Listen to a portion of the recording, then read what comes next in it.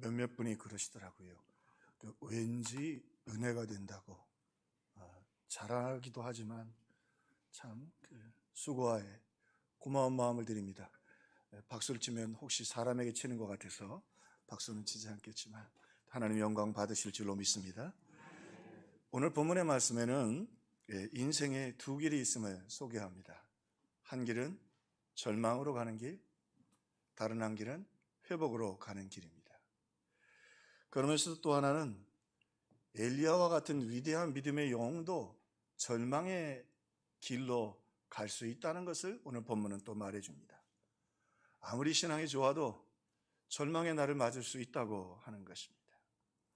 우리의 잘못된 선택이 우리를 절망의 늪으로 이끌고 거기서 헤어나오지 못하는 낙심을 경험하게 하지만, 그러면서 인간의 방법으로는 도저히 해결할 수 없는 또 그 절망의 늪에 찾아오시는 하나님으로 말미암아 오늘 다시 한번 회복게 되는 우리의 인생을 오늘 소개해 주고 계십니다. 자, 그러기 위해서는 오늘 본문을 잘 이해하기 위해서 먼저 엘리야가 도대체 이 위대한 믿음의 영웅이 왜 절망의 늪에 빠졌는가, 우리의 이야기이기도 하면서 회복을 위한 먼저 우리 말씀을 나눔을 갖기를 원합니다.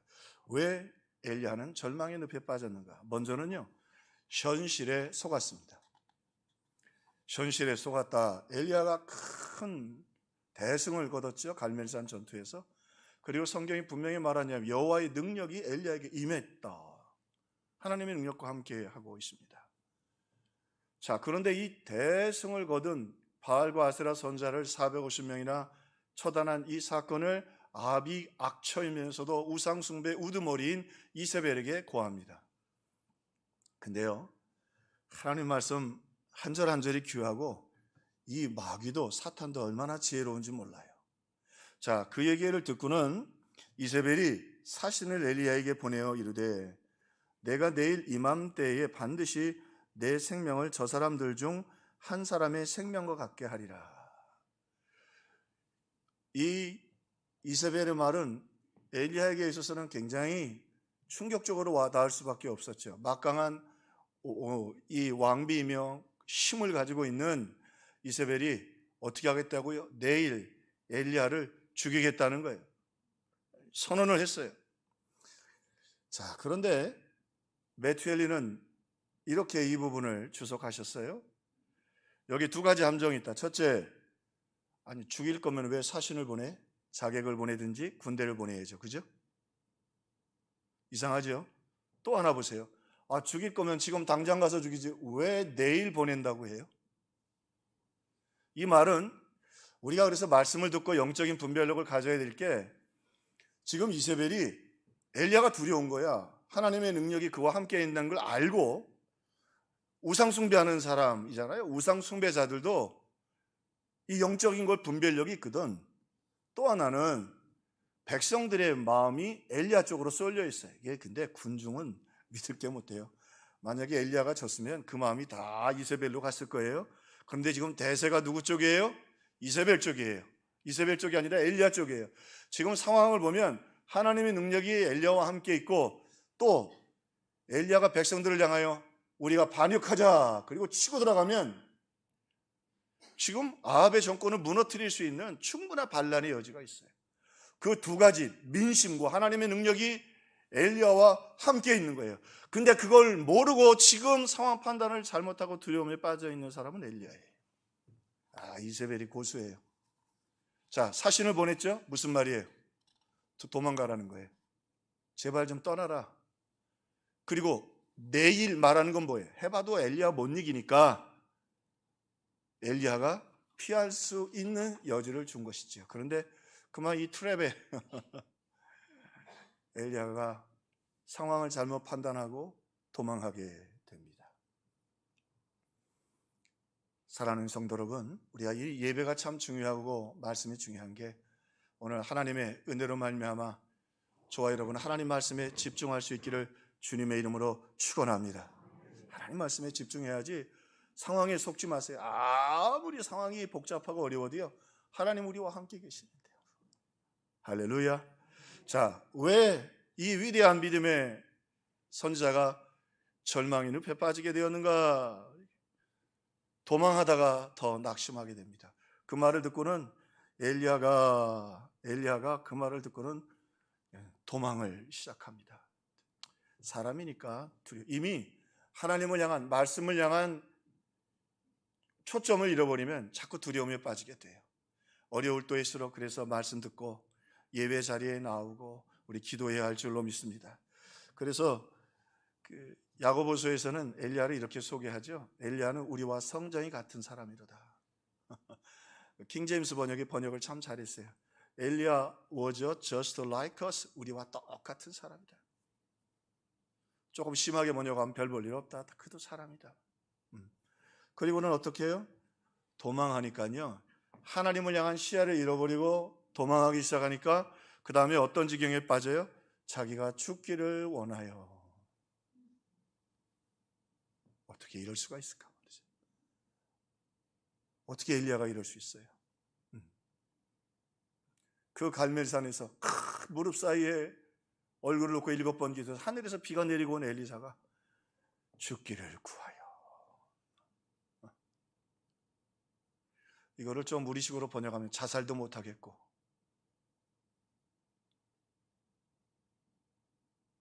그렇습니다. 상황 판단 잘못하고 또 우리 신앙에서 자꾸 도망하면 더 낙심에 빠집니다. 자, 엘리야가 왜 이렇게 큰 절망의 늪에 위대한 선지자가 빠지게 되었는가? 원망하니까 이제는 낙심이 아니라 절망의 늪에 빠지고 맙니다. 엘리야가 이제 그 상황들을 보면서 입을 열었습니다. 한번 본문을 보시겠어요? 여호와께 열심히 내가 유별하오나 이는 이스라엘 자손이 주의 언약을 버리고 주의 제단을 헐며 칼로 주의 선자들을 죽였으며 오직 나만 남았거늘 그들이 내 생명을 빼앗으려 하나이다. 엘리야도 그저 사람입니다. 지쳤습니다. 못 견디겠습니다. 아니, 상황 판단도 안 되고 이제 살고 싶지도 않습니다. 그리고 거기에 피해의식까지도 더 가지게 됩니다. 왜 그러죠? 이 앞에 사건을 이번에는 강해를 안 했습니다만 오바댜라고 하는 사람이 그 왕궁의 암 밑에서 신하 노릇을 하지만 그 신하 노릇을 한 이유가 뭐냐면 이 가뭄 때에 선지자들을 50명씩 굴에 숨겨서 100명을 숨겨두고 있고 그 아합을 만났습니다. 엘리야가 알고 있습니다. 그런데요, 우리가 원망하기 시작하면 어떤 늪에 빠지느냐? 이렇게 과대망상, 너무 문제를 확대하고 거기에 빠져요. 나만 홀로야? 아합도 있지. 아합 목숨 걸고 지금 선지자들을 먹이고 있는데, 오바댜가 아합의 그 시퍼런 칼날 밑에서도 믿음을 지키고 있는데, 우리 인생에서 둘만 해도 얼마나 힘이 돼요. 할렐루야. 그럼요, 둘만 돼도 얼마나 힘. 거기다가 50명씩 두 팀이나 지금 굴에서 기도하고 하나님의 때를 기다리고 있는데 나만 홀로 남았거늘. 이 늪에 빠진 거예요. 헤어나기 어려운 엘리야도 피해 의식, 과대망상. 하나님 어떻게 나한테 이러실 수 있어요? 과대망상. 하나님이 다른 동력자들도 주셨는데 나만 홀로 남고 이세벨이 나를 죽이려고 한단 말이죠. 못 죽여. 우리 신앙도 이렇게 빠질 수 있다. 오늘 엘리야를 보여주십니다. 엘리야의 오늘 모습을 보면 믿음도 없고요, 하나님을 존중할지도 모르고요, 상식도 없어요. 상식적으로 판단을 못해요. 그것뿐만이 아닙니다. 과대망상증에 걸려서 무슨 정신질환자처럼 혼자 모든 문제를 다 끌어안고 혼자 야단이 난 것처럼 난리법석을 치고 있어요. 이제 엘리야 스스로도 자기 스스로를 향해 판결을 내립니다. 나는 끝입니다. 내 생명을 거둬가 달라잖아요. 나는 실패했습니다. 나는 끝났습니다. 한편 성경을 대하면 우리가 좀 놀랄 때가 있어요. 아니, 이 위대한 엘리야도 이러면 우리는 누구를 닮아요? 예수님 변화산상에 나타날 때 구약의 대표적인 인물 두 사람 나타났잖아요. 하나는 모세고 하나는 엘리야예요. 엘리야를 말할 때마다 능력의 종이라고 하는데 엘리야가 이렇게 완전히 파산해 버렸어요. 자기 스스로 더 이상 어떤 나쁜 말을 해 하나님은 여기 내 생명을 거두어 달라고 할 만큼 완전히 스스로도 자기를 이제 회복할 수 없는 상황이라고 말해요. 근데 엘리야가 왜 위대하냐면 오늘 우리가 인생을 살면서 위대한 건 그의 삶을 통해서 하나님이 나타나기 때문에 그래요. 엘리야는 끝났어요. 아무리 갈멜산 전투에 승리했고 3년 6개월 만에 비가 다시 오게 해도 엘리야는 스스로도 끝났고 이제 그의 인생은 정리를 해야 될 때예요. 근데 하나님은 거기서 일을 시작하셔요. 그 절망의 늪에서 하나님이 일을 시작해요. 먼저 예수님 이 엘리야를 찾아가십니다. 자, 한번 말씀으로 한번 보죠. 하나님 말씀이 얼마나 세밀한가. 엘리야가 말합니다. 여호와여 넉넉하오니 지금 내 생명을 거두어 가시옵소서. 나는 내 조상들보다 낫지 못하나이다 하고 로뎀나무 아래에 누워 자더니 다 포기했어요. 천사가 그를 어루만지며 그에게 이르되 일어나서 먹으라 하는지라 본즉 머리맡에 숯불에 구운 떡과 한 병 물이 있더라. 자, 요 본문 말씀 잘 새겨야 합니다. 천사가 우리가 성경을 대할 때 천사는요 거룩한 심부름꾼이에요. 이 천사가 놀라운 건 뭐냐면 하나님이 시키지 않는 건 아니에요. 그것만 해요. 그래서 천사가 사탄이 되잖아요. 왜 그렇게 돼요? 많은 능력이 있거든요.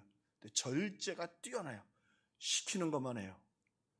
어디 성경에 나약한 인간들을 통해서 복음을 전하게 하고 사람을 돕게 하시지 능력 있는 천사가 가서 복음을 전하는 일이 없었어요. 빌립을 보내시지 천사가 나타나면 광채가 있고 말이죠 할 텐데 하나님 안 하십니다. 천사가 뛰어난 건 거룩한 심부름꾼이에요. 시키는 것만 해요. 하나님이. 자, 천사를 보냈습니다. 그를 어루만지며 그랬어요. 이 어루만지며 손을 대다라고 하는 말인데 이것은 예수님이 오셔서 한 사역들을 대표적으로 표현하는 거예요. 아무도 이렇게 할 수가 없었어요. 우리 여러분 아시죠? 우리 예수님 이 땅에 오셔서 그 손으로 병든 자들 일일이 다 만져주시잖아요.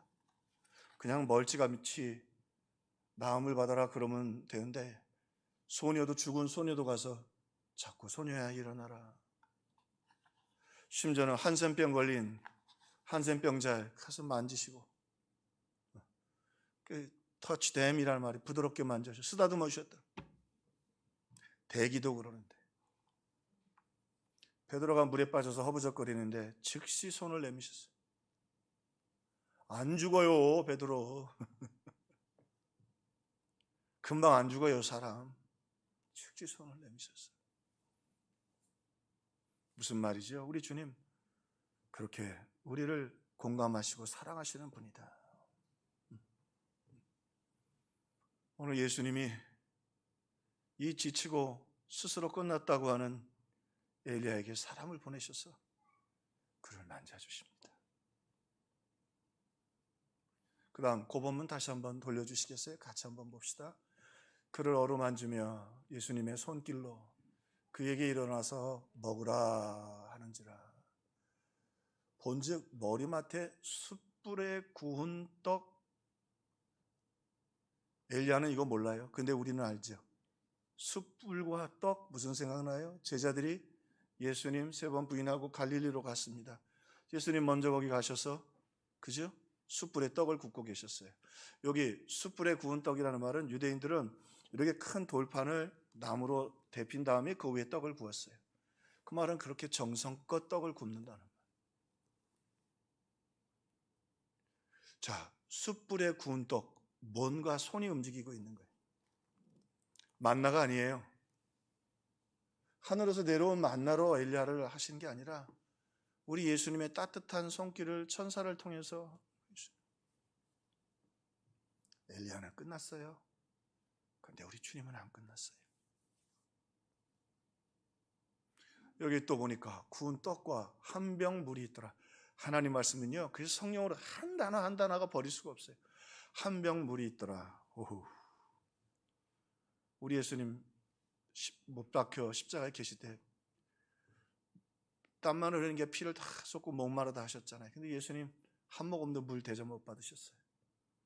우리 예수님 목마른 걸 아시는 분이 한 병 물 엘리야에게 주셨어요. 그의 낙심, 그의 지친 몸 전인격적으로 엘리야를 이해하고 돌보고 계셨어요.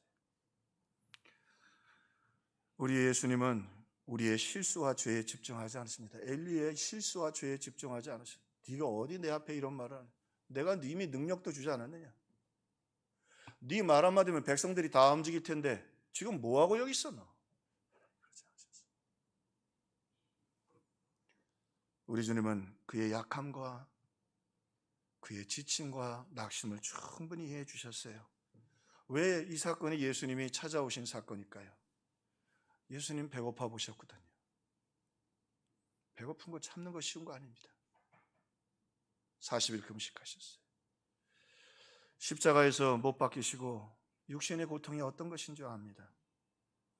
예수님이 땅에서 제일 많이 당하신 것 바로 예수님 거절당하시고 심지어 겟세마네 동산에서도 내 뜻대로 마옵시고 아버지의 뜻대로 되게 해달라고 거절당하셨던 분이에요. 우리 예수님 우리보다 더 아파 보셨고 우리보다 더 배고파 보셨고 우리보다 더 많이 굶어 보셨고 우리보다 더 가난해지셨었고 우리보다 더 창피를 당해 보셨고 우리보다 더 수모를 당하셨습니다. 여러분 혹시 번지 점프 방송 저도 안 해봤습니다만 그 번지 점프 하는 분들이 그런 얘기 하더라고. 방송에 보니까 막상 뛰어내려서 막 철렁철렁 올라갈 때도 힘든데 제일 힘들 때가 언제냐면 번지 점프 하러 앞에 서 있을 때래요. 막 심장이 터질 것 같아요. 막상 뛰어내리면 통쾌하대요. 근데 뭐 어떨 때는 뭐 50m, 70m 밑으로 떨어지니까 우리 예수님, 우리 하나님을 우리가 신뢰하고 사모하는 건 뭐죠? 엘리야는 정말 상황 판단도 잘못하고 능력도 잊어버리고 자기 스스로 지금 잘못된 이 도망 때문에 낙심하고 그리고 원망하다 절망의 늪에 빠져 있는데 우리 주님은요 정말 그 엘리야의 지친 영혼을 와서 찾아오셔서 천사를 통해서 돌보시고 위로하시고 힘주시고 계세요. 엘리야는 그래서 주님의 돌보심을 받고 느꼈지만 우리는 말씀을 통해서 우리를 향한 주님의 사랑을 오늘 기억하고 계십니다. 그래요. 주님이 이렇게 엘리야에게 말씀하시는 것 같아요. 죄송합니다. 조금 말이 거칠긴 하지만 이 육신의 몸뚱어리 가지고 하나님 섬기는 일이 쉬운 게 이 코로나 때에 또 확진자 나오는데 예배하러 나오는 일이 쉬운 일이 아니에요. 죄송합니다. 우리 장로님들, 우리 안수 집사님들, 권사님들 주를 위하여 헌신하는 게 기쁨만 있지가 않아요. 나도 부족하고 관계도 어렵고 근데 오늘 주의 일 하다가 지치고 만신창이가 된 엘리야 우리 주님은 충분히 이해해 주셨어요. 사랑하는 성도 여러분, 여러분이 혹시 물 한 병 대접받지 못하고 외면당하고 지치고 피곤하고 영육간에 너무 힘들고 어려운 때에 계십니까? 이제는 천사 보내지 아니하시고 우리 주님이 직접 오셔서 여러분을 돌봐주시고 위로해 주시고 힘 주실 것입니다. 자, 오늘 또 말씀해 보면요 엘리야가 어쩔 수 있을까? 어떻게 이렇게 됐을까? 생각도 되지만 하나님은 어쩜 이렇게 하실 수 있을까? 하나님을 또 바라보게 됩니다. 오늘 보니까요 여호와의 천사가 또다시 와서 어루만짐에 이르되 일어나 먹으라 내가 갈 길을 다 가지 못할까 하노라 하는지라.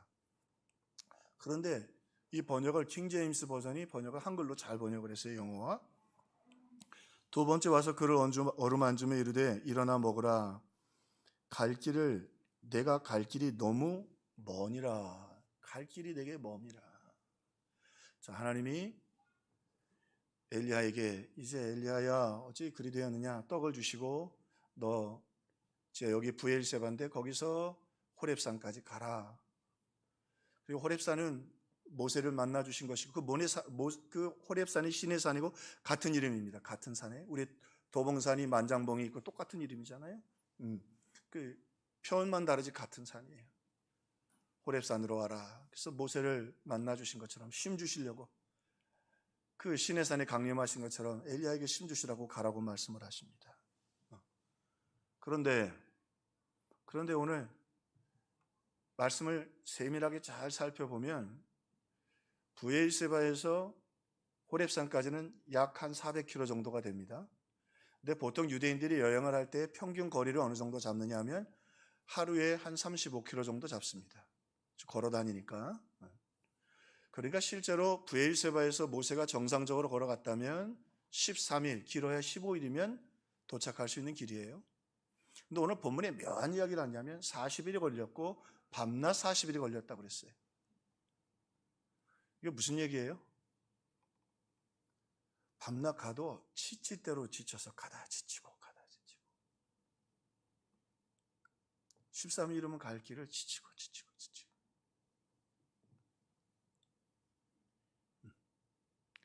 자, 그런데 오늘 하나님 말씀이 참 귀하죠. 내가 갈 길이 내게 너무 머니라 하나님은 아셨어요. 그 길이 얼마나 지친 길이고 엘리야에게는 힘든 길이고 그리고 그 길이 고독한 길임을 잘 아셨어요. 그를 어루만져 주셨고 또 그의 마음을 이해해 주십니다. 한번 생각해 봅시다. 과연 그 지친 엘리야를 하나님이 혼자 보내셨을까?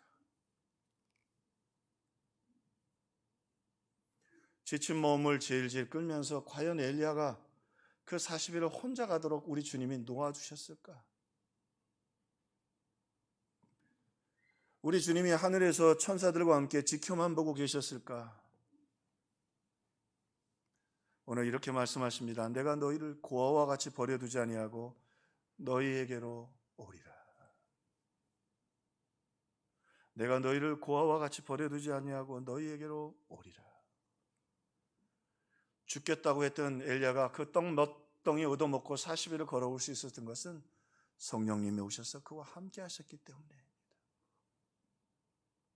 여러분 가는 길이 지금 너무 힘드십니까? 사업도 안 되고 자식 문제도 안 되고 아무에게도 상의할 수도 없고 마치 하나님의 저주를 받은 것 같고 기도조차 할 수 없는 상황, 여러분 그런 길을 걷고 계시지 않습니까?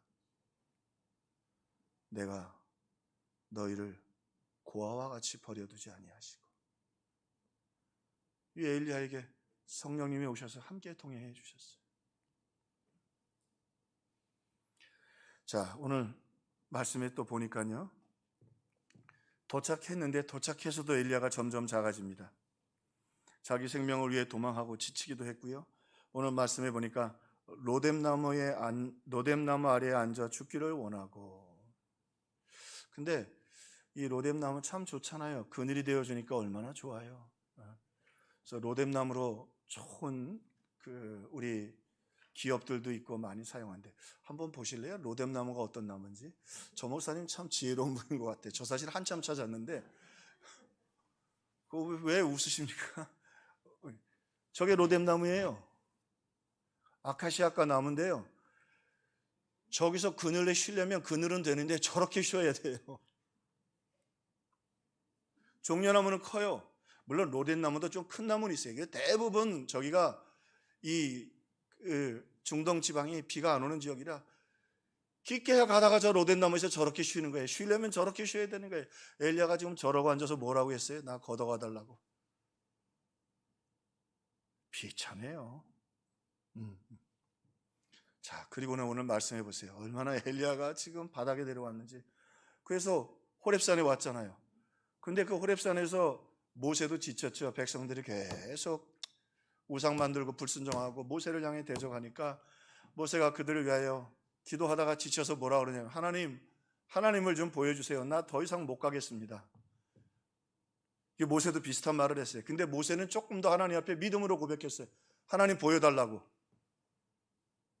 근데 하나님이 그 기도를 듣고 싶었어요. 엘리야한테. 엘리야가 와서 하나님 좀 보여주세요. 난 못 일어나겠어요. 못 걷겠어요. 근데 성경에 보니까 엘리야가 어떻게 됐어요? 거기서 하나님을 보여달라고 하는 동굴에 들어가 숨어버려요. 동굴에 들어가서 숨어버려요.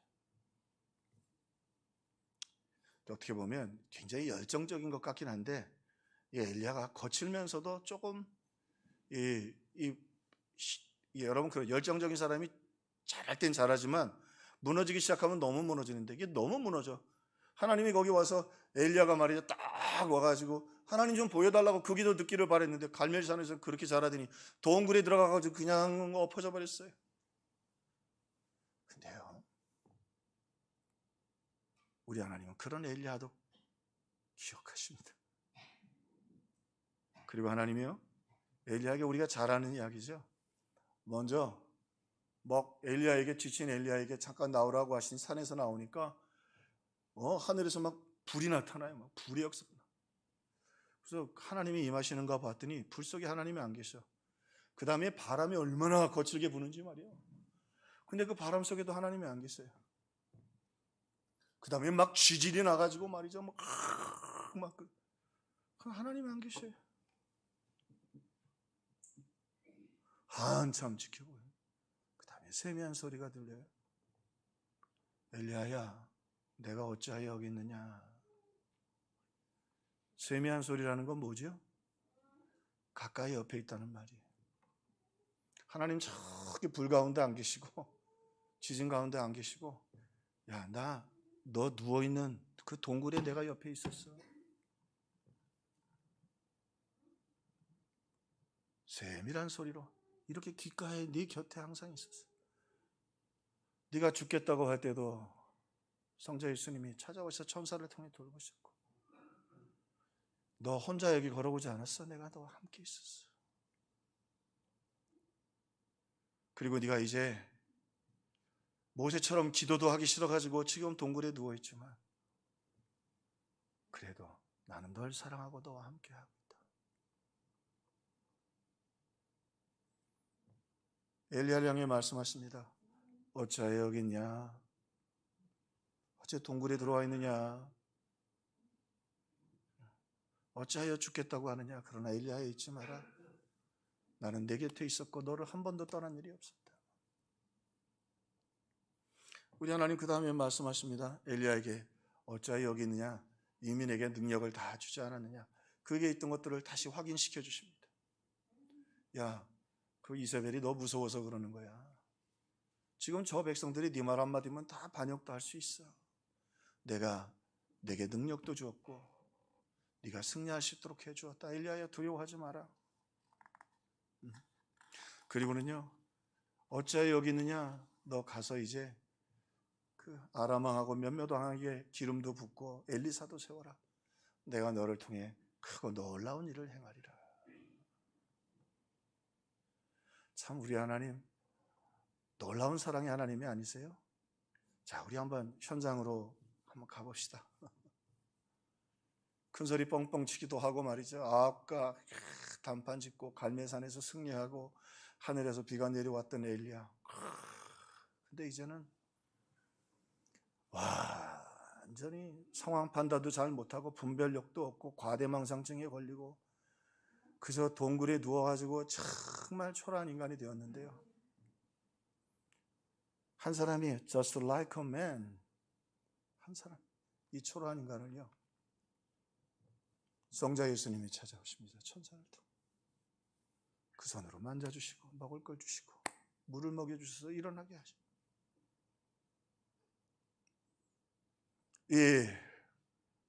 엘리야 자기 스스로도 끝났다고 했는데 성령님 오셔서 그와 그 회복의 길을 함께 동행해 주십니다.